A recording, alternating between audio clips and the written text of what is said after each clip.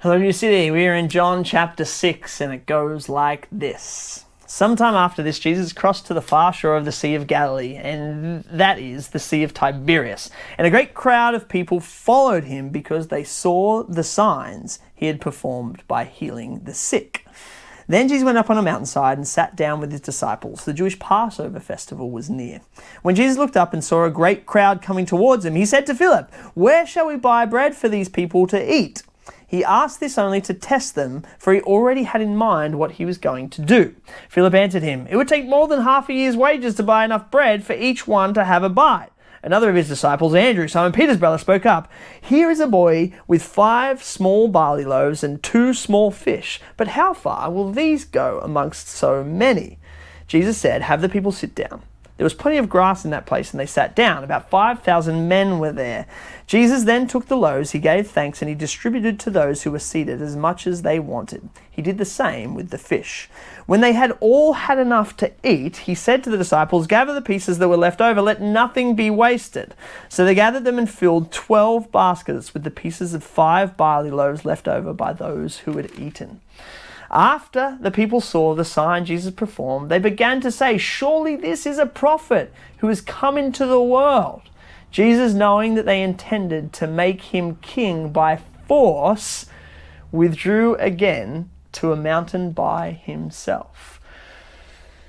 One of those stories that you guys have heard 1,000 times. It comes up in each of the Gospels. I just want to point out a couple of things in the next 5 minutes. The first one is this. I only just really noticed this this time I was reading John chapter 6. But the story ends with Jesus genuinely fearful that these people are going to make him king. I think it says make him king by force. Like they're going to force him to be their king. And it ends literally with Jesus running away to a mountaintop by himself to get away from them. Now, the question is, and this is a fascinating question, a beautiful question actually, why is it that they want to make Jesus king? Why is it that these people would install him as king by force? Well, we'll take a look at the story and it makes so much sense.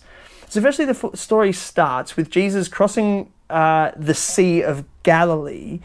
And it seems like he's kind of crossing with his disciples, just to have some private time with his disciples. And that's how it reads. But a great crowd follows Jesus and the disciples. But why? We're told that they followed them because they had seen the signs. They had seen that Jesus is healing the sick. In other words, they're coming to be with Jesus because they see in him the ability to bring newness of life to them, to fix the physical problems that they are having. Now, it's interesting, isn't it? Now, what happens in the rest of the story? Well, Jesus takes these people, 5,000 people. Now, remember, these people are probably not super well-to-do people. They're peasant farmers. They're the lowly. They're the sick. They're the broken. These are the people that are coming to Jesus. And what does he do for them? He provides them with food. He gives them food to eat, so much food that there's literally piles of it left over, like 12 baskets left over. Everyone eats until they are full to bursting, and there's still food left over. Now does it make sense why these people want to install Jesus as king? This is a king unlike the Caesar that is in charge. This is a king unlike even the Jewish kings that have been in charge. This is a king who genuinely cares for the physical needs of the people around him, of his subjects. This is a king who looks after the sick and the broken and the lame and the disabled, who in other times and moments were discarded on the side of the road or seen as worthless. This is a king who looks at his poor subjects and creates an abundance of wonderful food for them. This is the kind of king that no one had possibly even imagined could exist. This is the kind of thing of legend. This is the thing that only people could have hoped for, that they're finally getting to see. This is the kind of king who will take care of all people, even the sick and the broken and the lame. This is the kind of king that we follow, my friends. Not a king who is only thinking about the spiritual needs of people, of their salvation, of their ticket into heaven, if you want to think about it like that. This is the kind of king who is walking through the earth trying to distribute food and healing and safety to all kinds of people. It's marvelous, isn't it? Weirdly, this week I've been reading a bunch of John Calvin again. Oh man, I am so crushing on John Calvin at the moment. I feel like at college we got told that you should read like modern scholarship. You know, like basically anything before like 2001 wasn't kind of worth reading. And I've gone back and I've started to read like some Calvin and Luther and some Augustine on this kind of stuff, and it's mind-blowingly awesome. You know what Calvin says about this particular moment? He says this is a moment where we learn that the great God of heaven is concerned with the physical needs of people. But he doesn't just provide our needs through the miraculous. That would be to limit God. What does God do? He provides our needs, our physical needs, through a multitude of different ordinary channels. So Calvin says that whenever we receive a physical blessing from any creature, we can see in that the blessing of God. Isn't that so beautiful and interesting? Isn't any creature, anything that provides for your physical needs, for your safety, for your security, for your healing, for your sustenance, you can see in that the hand of God. So what does that mean, my friends? It's beautiful. It means whenever you are providing for the physical needs of others, you are the hands of God. That is the blessing of God on people. That is us being made in the image of the King who cares for all people. So whenever you provide for a physical need, I'm thinking of like the nurses in our community who are literally healing the sick, risking their lives to heal the sick. That is the work and the blessing of God for people. I'm thinking of those who create food and distribute it to people. I'm thinking of those who give of their time and their money and their resources so other people can be well fed or so other people can be looked after. That is the work of God. That is the work of the King, and that is the work that we are called to. Are you following me with that?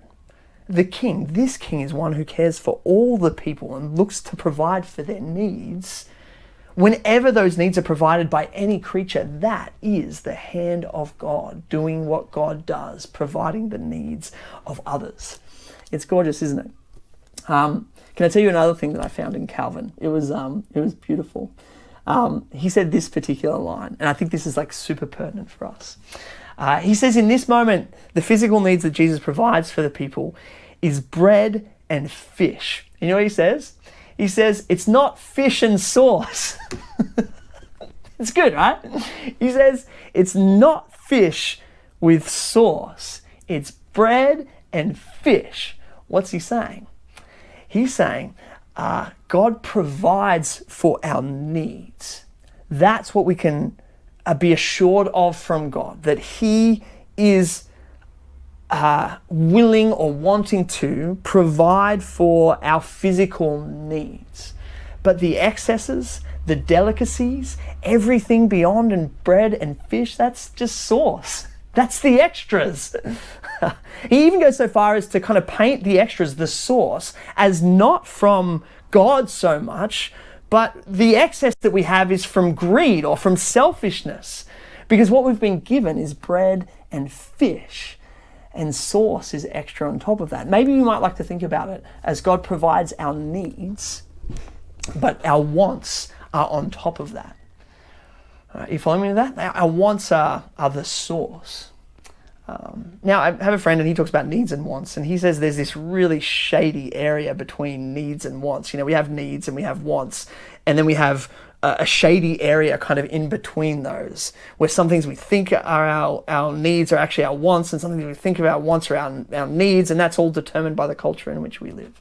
There's all complexities around our needs and our wants. But I wonder whether part of what this story is doing, if Calvin is right, and God provides us with bread and fish, but not sauce, I wonder whether part of our responsibility is firstly not to claim the excesses in our life as from God, as the provisions of God, because that just sets up some weird inequality where God is providing some of us with all this great stuff and others of us with just the bread and fish. Maybe we need to stop using that language about the excesses in our life or the wants in our life. Oh, how great is it that God provided me with this particular thing that is only really available to the top, 5% of the world's kind of population. We need to be careful with our language about that. But I wonder whether that idea also challenges us in another way. It challenges us to say the source in our life. Maybe that is the kind of stuff that we should be more willing to forego so that the rest of God's subjects can merely have bread and fish. Maybe it's the wants in our life, the source, the extra bits, the extravagance, the delicacies. Maybe they're the kind of things that we should be willing to forego so that we can be like our King, a King who provides for the physical needs of his subjects and the people around us. Maybe that's a question for us to ask this Christmas as the Christmas season kind of rolls around. What is bread, what is fish, and what is sauce? And how can we provide bread and fish to those people who really need it by refusing to claim the excesses of life as gifts of God and going without some of those for the benefit of others? Who would have thought? John Calvin, what a legend. Bread, fish, and sauce. The physical needs. That, my friends, is John chapter 6. Hopefully it's been insightful for you. I've loved thinking about it. Looking forward to seeing you all again in person, physical person, one time again sometime soon. Grace and peace, my friends. May God be with you. Amen.